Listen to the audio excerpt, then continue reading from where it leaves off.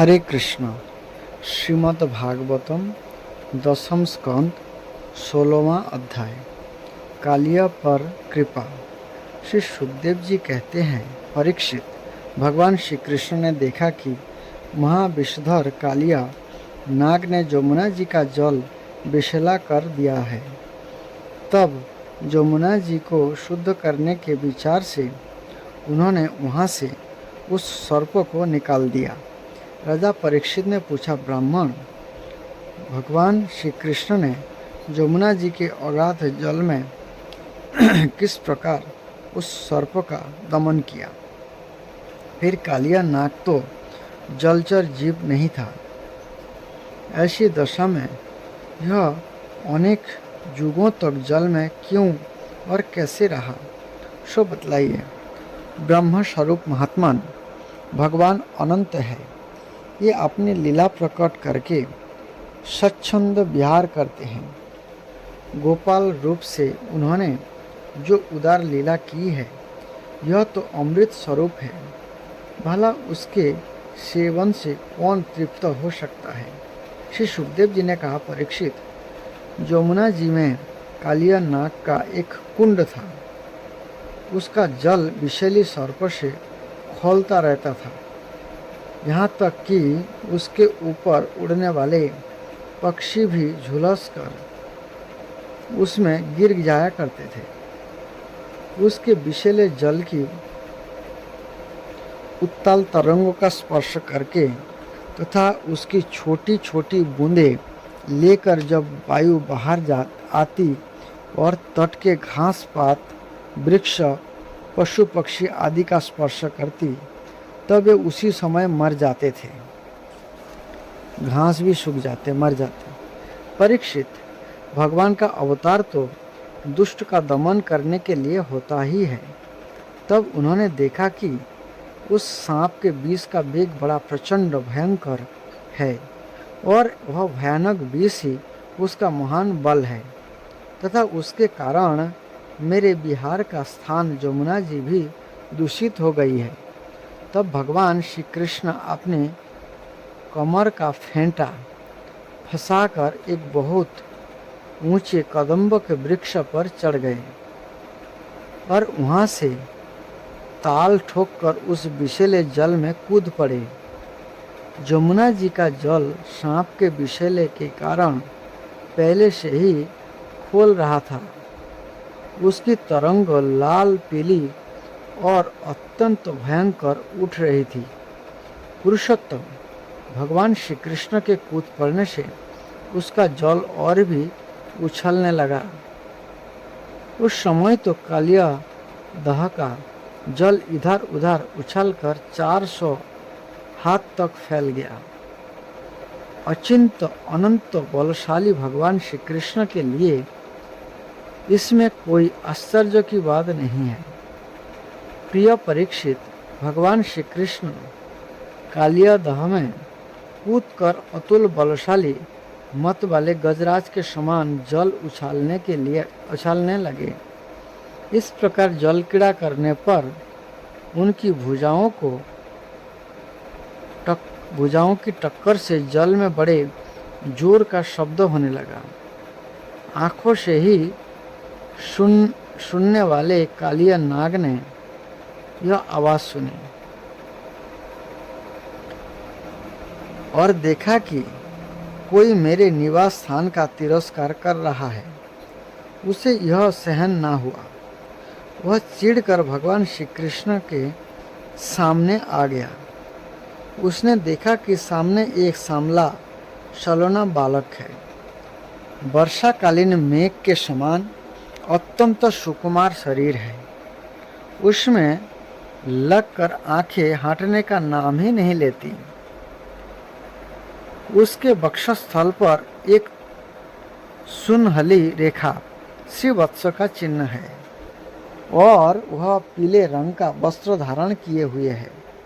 बड़े मधुर एवं मनोहर मुख पर मंद मंद मुस्कान अत्यंत शोभायमान हो रही है। चरण इतने सुकुमार और सुंदर है मानो कमल की गद्दी हो। इतना आकर्षक रूप होने पर भी जब कालिया नाग ने देखा कि बालक तनिक भी ना डर कर इस विषैले जल में मौज से खेल रहा है, तब उसका क्रोध और भी बढ़ गया। उसने श्री कृष्ण को मर्म स्थानों में डांस कर अपने शरीर के बंधन से उन्हें जकड़ लिया। सांप जो है अपने शरीर से लपेट लेते हैं। भगवान श्री कृष्ण नाग पास में बांधकर निश्चेष्ट हो गए।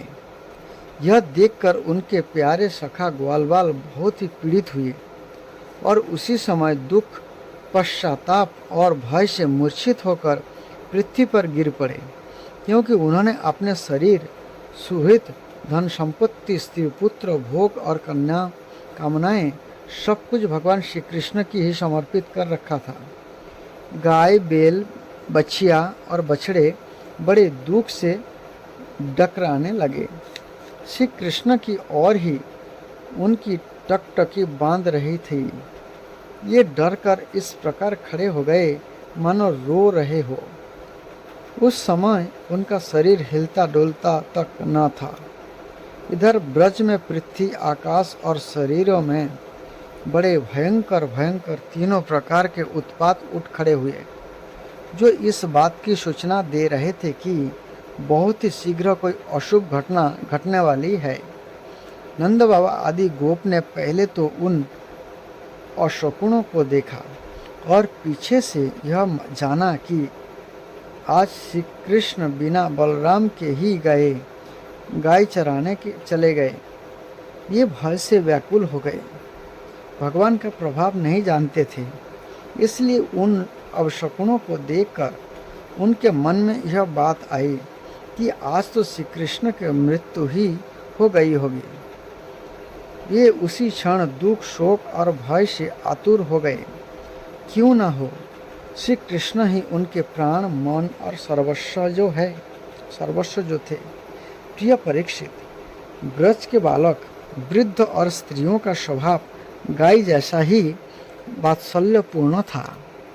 ये मन में ऐसी बात आते ही अत्यंत दीन हो गए और अपने प्यारे कन्हैया को देखने की उत्कट लालसा से घर द्वार छोड़कर निकल पड़े। बलराम जी स्वयं भगवान के स्वरूप और सर्वशक्तिमान है। उन्होंने जब ब्रजवासियों को इतना कातर और इतना आतुर देखा, तब उन्हें हंसी आ गई, परंतु ये कुछ बोले नहीं, चुप ही रहे, क्योंकि ये अपने छोटे भाई श्री कृष्ण का प्रभाव भली भांति जानते थे। ब्रजवासी अपने प्यारे श्री कृष्ण को ढूंढने लगे। कोई अधिक कठिनाई ना हुई, क्योंकि मार्ग में उन्हें भगवान के चरण चिन्ह मिलते जाते थे, जो कमल, अंकुश आदि से युक्त होने के कारण उन्हें पहचान होती जाती थी। इस प्रकार यमुना तट की ओर जाने लगे। परीक्षित, मार्ग में गौओं और दूसरों के चरण चिन्हों के बीच बीच में भगवान के चरण चिन्ह भी दिख जाते थे।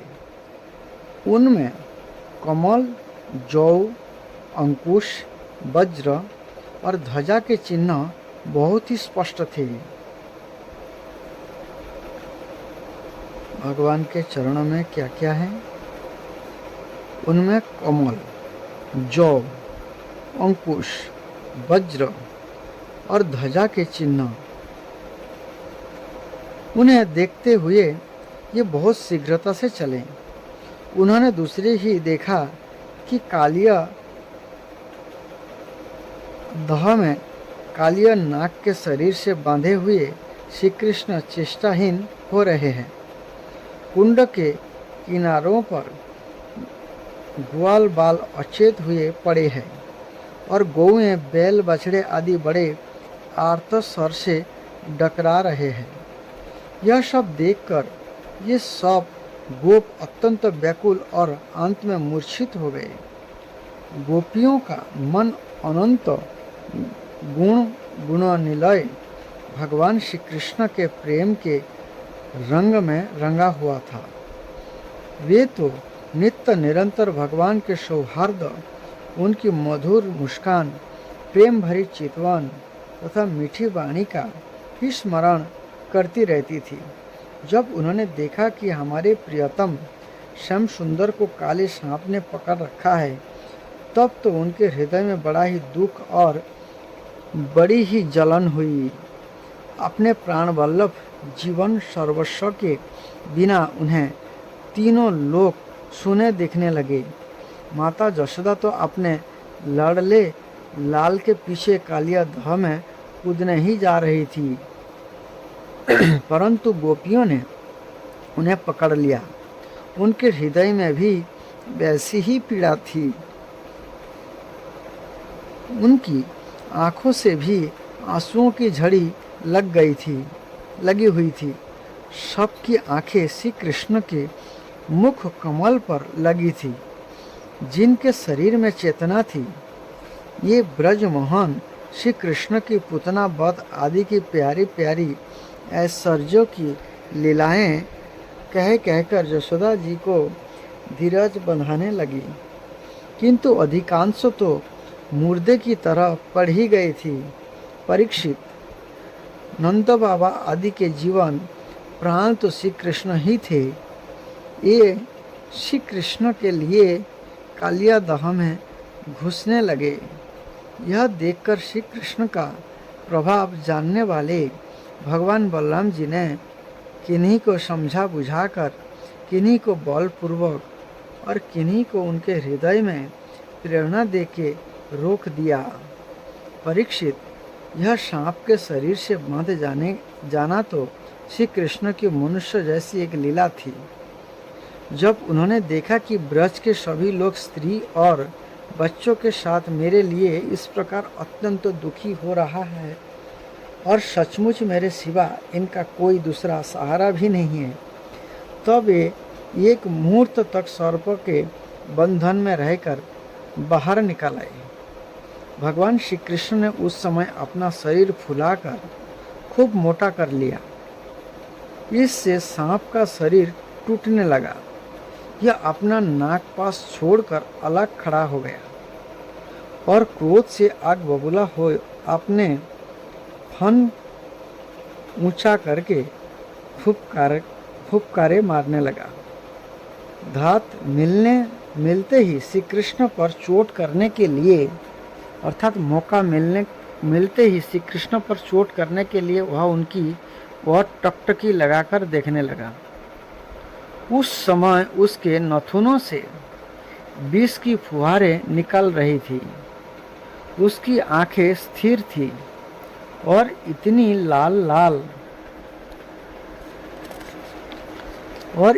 लाल हो रही थी मानो भट्टी पर तपाया हुआ खपड़ा हो। उसके मुंह से आग की लपेटें निकल रही थी।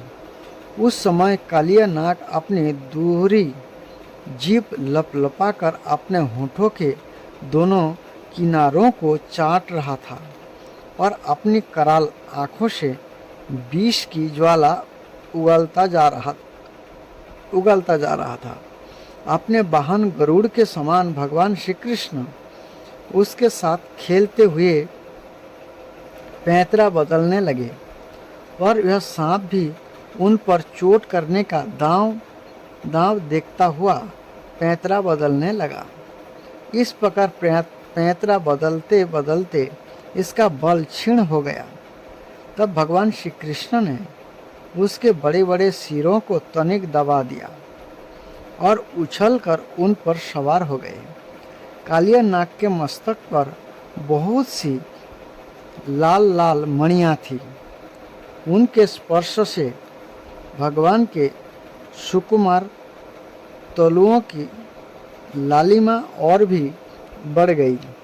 नृत्य गान आदि समस्त कलाओं के आदि प्रवर्तक भगवान श्री कृष्ण उसके सिर पर कलापूर्ण नृत्य करने लगे। भगवान के प्यारे भक्त गंधर्व सिद्ध देवता चानर और देवांगनाओं ने जब देखा कि भगवान नृत्य करना चाहते हैं, तब वे बड़े प्रेम से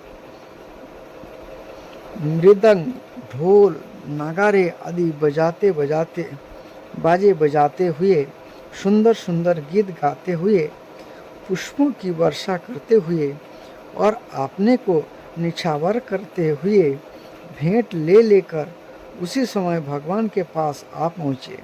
परीक्षित, कालिया नाग के 101 सिर थे। 101 सिर थे। यह आपने जिस सिर को नहीं झुकाता, उसी को प्रचंड दंडधारी भगवान अपने पैरों की चोट से कुचल डालते। इससे कालिया नाग की जीवन शक्ति क्षीण हो चली। वह मुंह और नाखून से खून उगलने लगा। अंत में चक्कर काटते काटते ये बेहोश हो गया। तनिक भी चेत होता तो वह अपनी आंखों से विष उगलने लगता और क्रोध के मारे जोर जोर से फुफकारे मारने लगता। इस प्रकार वह अपने सिरों में से जिस सिर को ऊपर उठाता, उसी को नाचते हुए भगवान श्री कृष्ण अपने चरणों की ठोकर से झुकाकर रोंद डालते।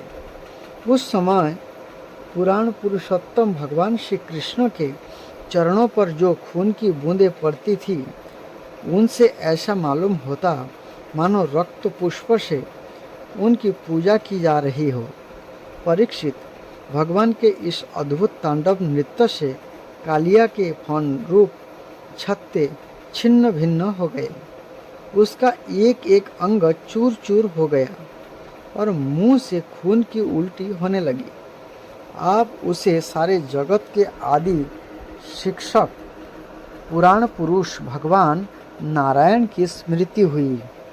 वह मन ही मन भगवान की शरण में गया।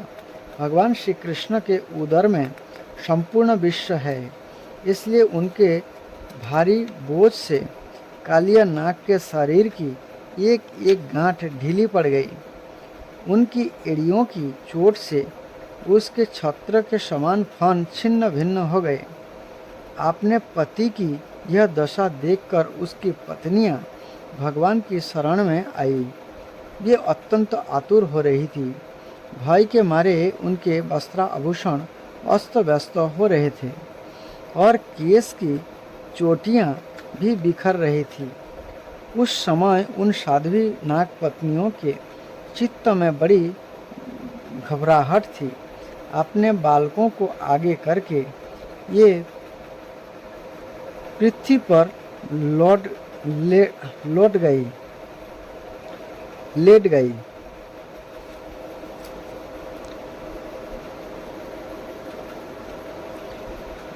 और हाथ जोड़कर उन्होंने समस्त प्राणियों के एकमात्र स्वामी भगवान श्री कृष्ण को प्रणाम किया। भगवान श्री कृष्ण को शरणागत वत्सल जानकर अपने अपराधी पति को छुड़ाने की इच्छा से उन्होंने उनकी शरण ग्रहण की। नाग पत्नियों ने कहा, प्रभु, आपका यह अवतार ही दुष्ट को दंड देने के लिए हुआ है, इसलिए इस अपराधी को दंड देना सर्वथा उचित है। आपकी दृष्टि में शत्रु और पुत्र का कोई भेदभाव नहीं है, इसीलिए आप जो किसी को दंड देते हैं वह उसके पापों का प्रायश्चित कराने और उसका परम कल्याण करने के लिए ही आपने हम लोगों पर यह बड़ा ही अनुग्रह किया। यह तो आपका कृपा प्रसाद ही है, क्योंकि आप जो दुष्टों को दंड देते हैं उससे उनके सारे पाप नष्ट हो जाते हैं। इस सर्प के अपराधी होने में तो कोई संदेह ही नहीं है। यदि वह अपराधी ना होता तो इसे सर्प की जोनि ही क्यों मिलती। इसलिए हम सच्चे हृदय से आपके इस क्रोध को भी आपका अनुग्रह ही समझती है। अवश्य ही पूर्व जन्म में इसने स्वयं मान रहित होकर और दूसरे का सम्मान करते हुए कोई बहुत बड़ी तपस्या की है, अथवा सब जीवों पर दया करते हुए इसने कोई बहुत बड़ा धर्म किया है, तभी तो आप इसके ऊपर संतुष्ट हुए हैं। क्योंकि सर्वजीव स्वरूप आपकी प्रसन्नता का वही उपाय है। भगवान, हम नहीं समझ पाती कि यह इसकी किस साधना का फल है जो यह आपके चरण कमलों की धूल का स्पर्श पाने का अधिकारी हुआ है। आपके चरणों की रज इतना दुर्लभ है कि उसके लिए आपकी अर्धांगिनी लक्ष्मी जी को भी बहुत दिनों तक समस्त भोगों का त्याग करके नियमों का पालन करते हुए तपस्या करनी पड़ी थी। प्रभु, जो आपके चरणों की धूल की शरण ले लेते हैं, ये भक्तजन स्वर्ग का राज्य या पृथ्वी का 10 शाही नहीं चाहते। ये ना वे रसातल का ही राज्य चाहते और ना तो ब्रह्म का पद ही लेना चाहते हैं। उन्हें अनिमा आदि योग सिद्धियों की भी चाह नहीं होती। यहाँ तक कि वे जन्म मृत्यु से छुड़ाने वाले कैवल्य मोक्ष की भी इच्छा नहीं करते। स्वामी, यह नागराज तमोगुणी जोनि में उत्पन्न हुआ है और अत्यंत क्रोधी है, फिर भी इसे आपकी यह परम पवित्र चरण रज प्राप्त हुई, जो दूसरों के लिए सर्वथा दुर्लभ है तथा जिसको प्राप्त करने की इच्छा मात्र से ही संसार चक्र में पड़े हुए जीवों को संसार के वैभव संपत्ति की तो बात ही क्या, मोक्ष की भी प्राप्ति हो जाती है। प्रभु, हम आपको प्रणाम करती है। आप अनंत एवं अचिंत ऐश्वर्य के नित्य निधि है। आप सबके अंतकरण में विराजमान होने पर भी अनंत है। आप समस्त प्राणियों और पदार्थों के आश्रय तथा सब पदार्थों के रूप में भी विद्यमान है। आप प्रकृति से परे स्वयं परमात्मा है।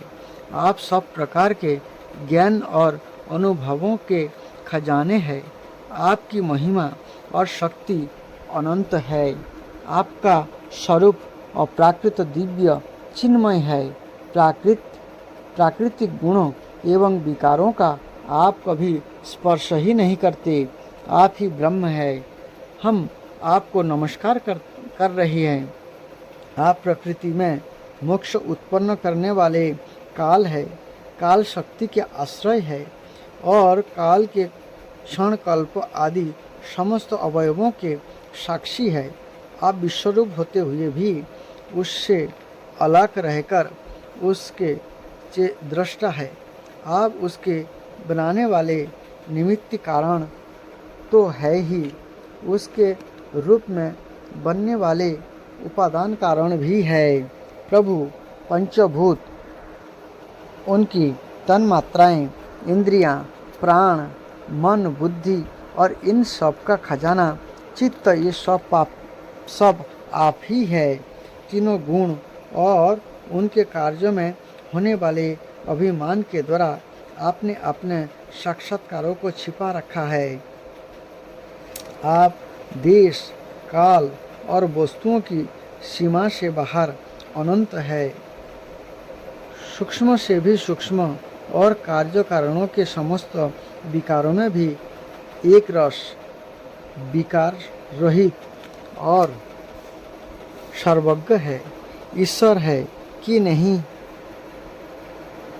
ईश्वर है कि नहीं है, सर्वज्ञ है कि अल्पज्ञ इत्यादि अनेक मतभेदों के अनुसार आप उन मतवासियों को उन्हीं रूपों में दर्शन देते हैं। समस्त शब्दों के अर्थ के रूप में तो आप है ही, शब्दों के रूप में भी है तथा उन दोनों का संबंध जोड़ने वाले शक्ति भी आप ही है। हम आपको नमस्कार करती है। प्रत्यक्ष, अनुमान आदि जितने भी प्रमाण है उनको प्रमाणित करने के मूल आप ही है। समस्त शास्त्र आपसे ही निकले हैं और आपका ज्ञान स्वतः है। आप ही मन को लगाने की विधि के रूप में और उसको सब कहीं से हटा लेने की आज्ञा के रूप में प्रवृत्ति मार्ग और निवृत्ति मार्ग है। इन दोनों के मूल वेद भी स्वयं आप ही है। हम आपको हम आपको बार बार नमस्कार करती है। आप शुद्ध सत्यमय वसुदेव के पुत्र वासुदेव, संकर्षण एवं प्रद्युम्न और अनिरुद्ध भी है। इस प्रकार चतुर्भुज के रूप में आप भक्तों तथा यादवों के स्वामी है। श्री कृष्ण, हम आपको नमस्कार करती है। आप अंतःकरण और उसकी वृत्तियों के प्रकाशक है और उन्हीं के द्वारा अपने आप को ढक रखते हैं। उन अंतःकरण और वृत्तियों के द्वारा ही आपके स्वरूप का कुछ कुछ संकेत भी मिलता है। आप उन गुणों और उनकी वृत्तियों के साक्षी तथा स्वयं प्रकाश है। हम आपको नमस्कार करती है। आप मूल प्रकृति में नित्य विहार करते रहते हैं। समस्त स्थूल और सूक्ष्म जगत की सिद्धि आपसे ही होती है। ऋषिकेश, आप मननशील आत्माराम है। मौन ही आपका स्वभाव है। आपको हमारा नमस्कार है। आप स्थूल सूक्ष्म समस्त गतियों के जानने वाले तथा सबके साक्षी है। आप नाम रूपात्मक विश्व प्रपंच के निषेध की अवधि तथा उसके अधिष्ठान होने के कारण विश्व रूप भी है। आप विश्व के अभ्यास तथा अपवाद के साक्षी है एवं अज्ञान के द्वारा उसकी सत्य भ्रांति एवं स्वरूप ज्ञान के द्वारा उसकी अत्यंतिक निवृत्ति के भी कारण है।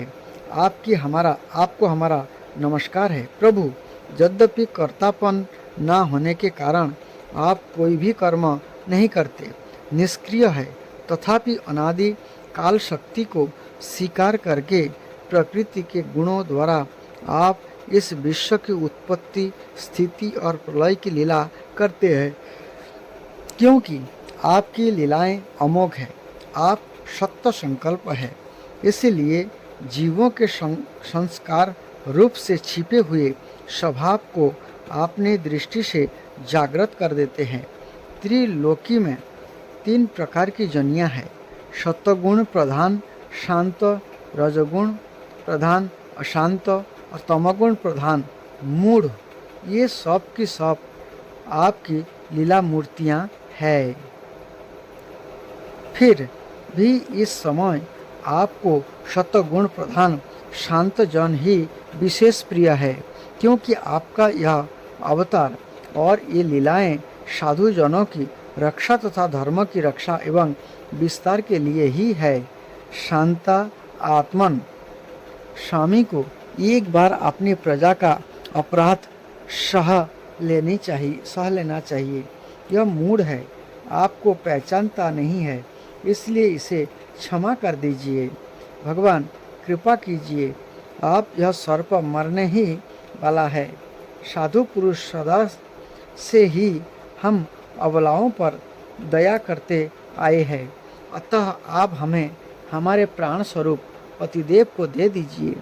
हम आपकी दासी है, हमें आप आज्ञा दीजिए, आपकी क्या सेवा करें, क्योंकि जो श्रद्धा के साथ आपकी आज्ञाओं का पालन, आपकी सेवा करता है, यह सब प्रकार के भयों से छुटकारा पा जाता है।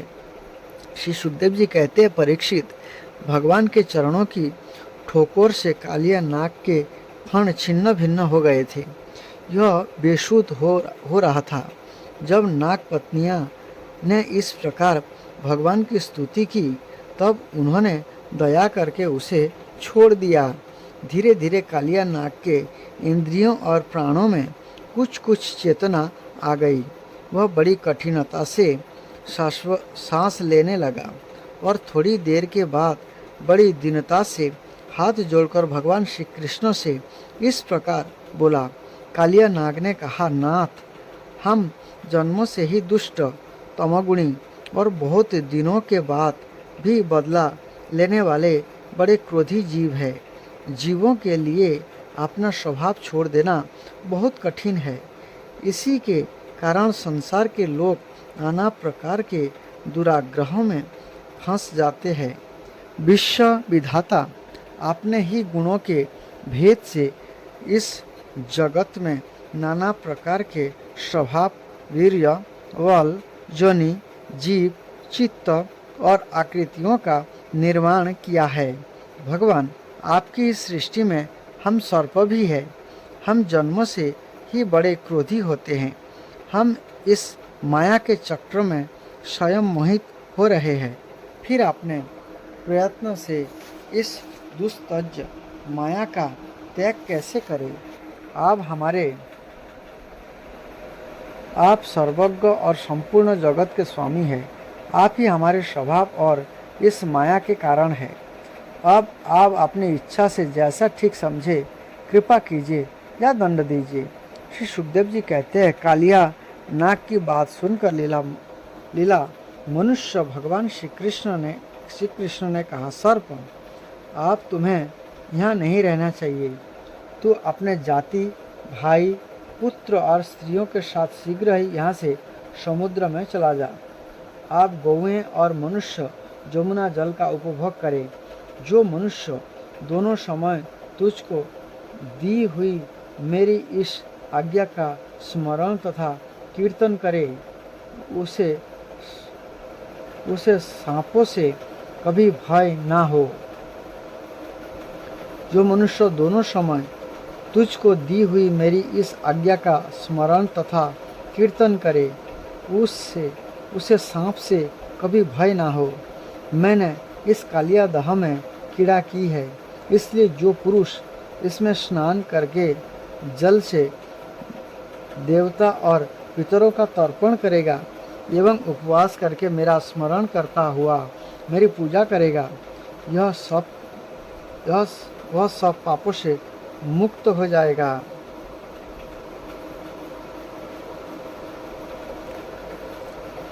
मैं जानता हूँ कि तू गरुड़ के भय से रमणक द्वीप छोड़कर इस दह में आ बसा था।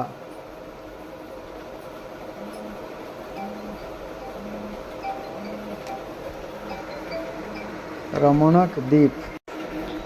मैं जानता हूँ कि तू गरुड़ के भय से रमणक द्वीप छोड़कर इस दह में आ बसा था।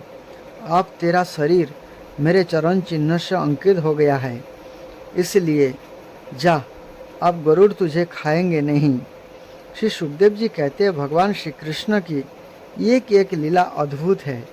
उनकी ऐसी आज्ञा पाकर कालिया नाग और उसकी पत्नियों ने आनंद से भरकर बड़े आदर से उनकी पूजा की।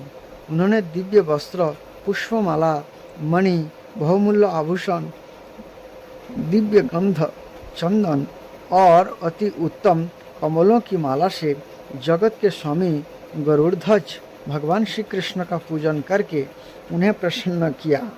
इसके बाद बड़े प्रेम और आनंद से उनकी परिक्रमा की, वंदना की और उनसे अनुमति ली। तब अपनी पत्नियों, पुत्र और बंधु बांधवों के साथ रमणक द्वीप की, जो समुद्र में सर्पों के रहने का एक स्थान है, यात्रा की। लीला मनुष्य भगवान श्री कृष्ण की कृपा से यमुना जी का जल केवल विषहीन ही नहीं बल्कि उसी समय अमृत के समान मधुर हो गया।